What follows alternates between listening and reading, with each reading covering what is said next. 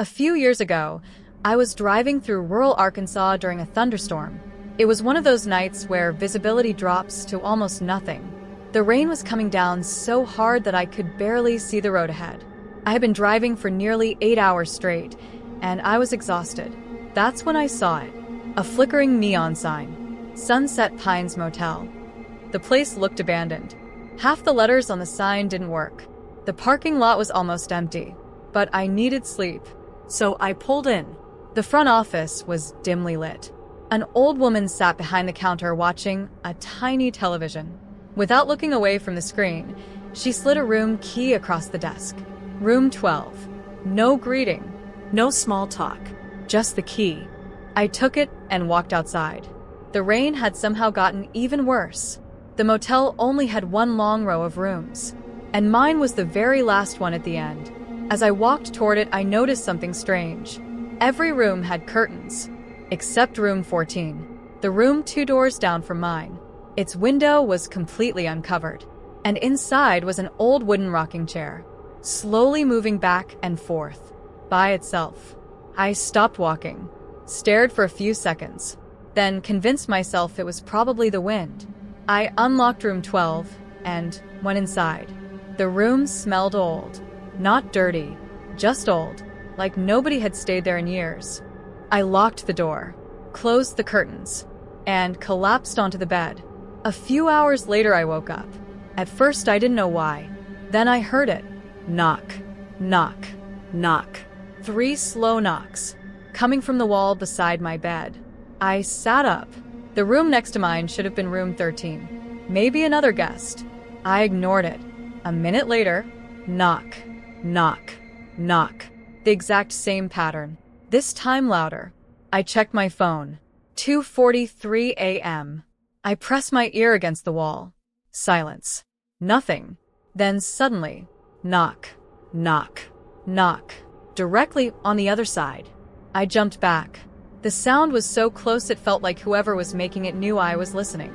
I tried convincing myself it was old pipes, or the building settling. Anything logical. Then my phone buzzed. A text message. Unknown number. The message contained only 4 words. Don't answer the knocks. My stomach dropped. I immediately typed back. Who is this? No response. I called the number. It went straight to voicemail. I didn't sleep after that. I sat awake watching the door, listening, waiting. Then around 3:30 a.m., the knocking started again. Except this time, it wasn't coming from the wall. It was coming from outside my room. Knock, knock, knock. On my door. Slow, deliberate. I looked through the peephole. Nobody. The walkway outside was empty. The rain had stopped. The parking lot was silent. Then another text appeared.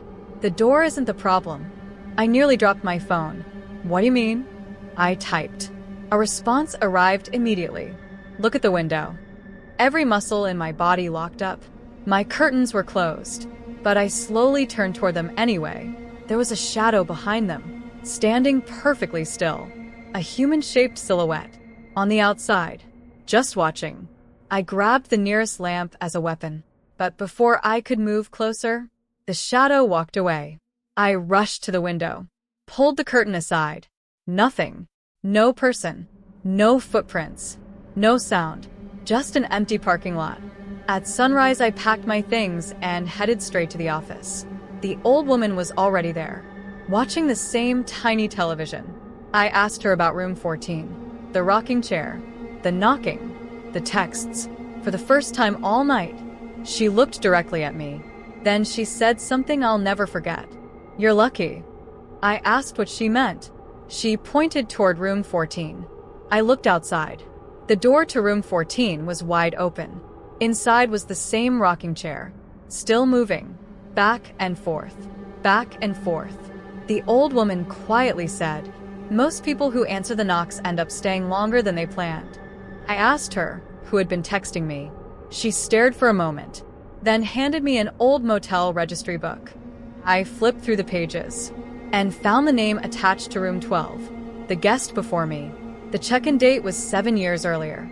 There was no checkout date, and the phone number listed beside his name. was the same number that had texted me all night. I left immediately. I never went back. And to this day, whenever I stay in a motel, if I hear 3 slow knocks in the middle of the night, I don't answer, because sometimes the safest door to keep closed isn't the one you're looking at. Subscribe now for more terrifying motel horror stories, true creepy encounters, and disturbing American mysteries. And remember, if somebody knocks 3 times after midnight, make sure they're really outside.